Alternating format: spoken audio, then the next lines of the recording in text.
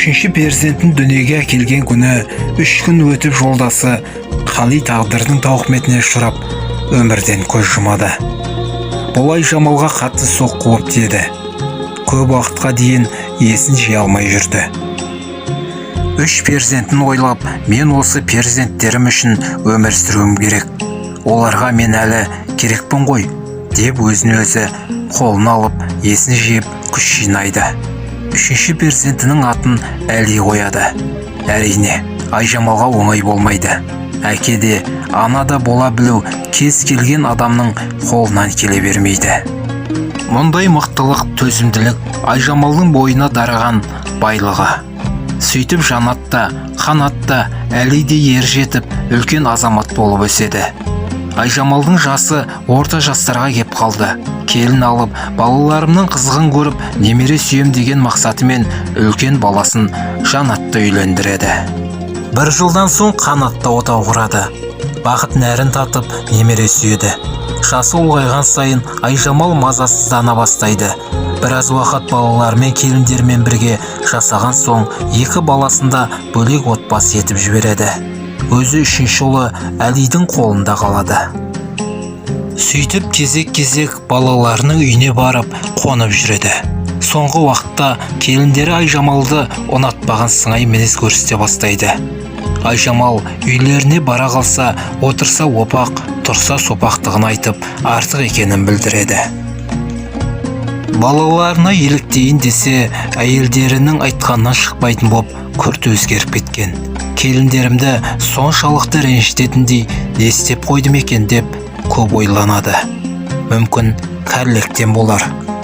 Енді Айжамалдың арманы 3-ші ұлын да үйлі жайлы қылсам дегені. Сонымен көп ұзамай Әлиді де үйлендіреді. Айжамал 3 ұлының үйінде кезектесіп қонып жүреді.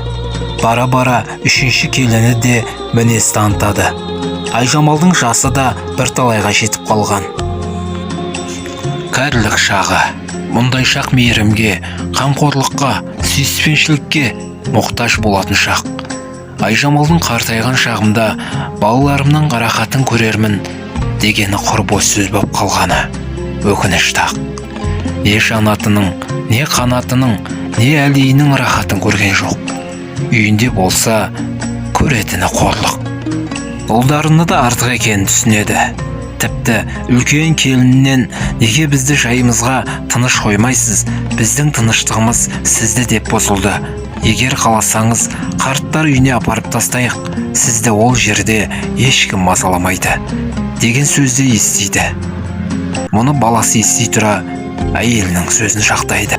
Соншама қағып баққан, өзі ішпесе де, жемесе де перзентіне берген, әке орнына әке, ана орнына ана болған, балам деп жасаған ана бүгін міне өзінің артық екенін сезінді. Айжамал Қалиды аңсап, оның орны ерекше екенін түсінді. Соңғы кездері түсінде жиі көретін болды. Айжамал қарттар үйіне барғысы келмейді.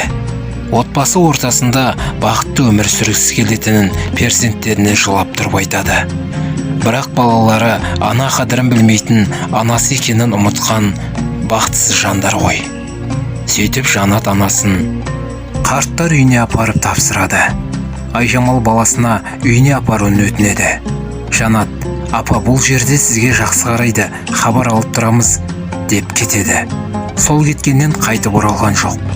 Айжамал әр күнін балаларым келеді деп күтумен өткізеді. Бірақ келмейді.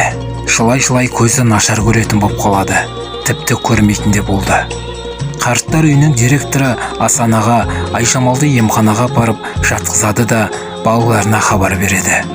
Балдарының соншалықты тас жүрек боп қалғаны, анасының науқас боп қалғанын ести тұра келмейді. Айжамал енді мүлдем көрмейді. Күні емханада жылаумен өткізген ана балаларына деген үміті өшпеді мекен. Дәрігерлер Айжамалға операция жасамаса, өмір бойы көзі көрмейтінін айтады. Операция жасау үшін көптеген ақша керек деп балаларына ескертеді.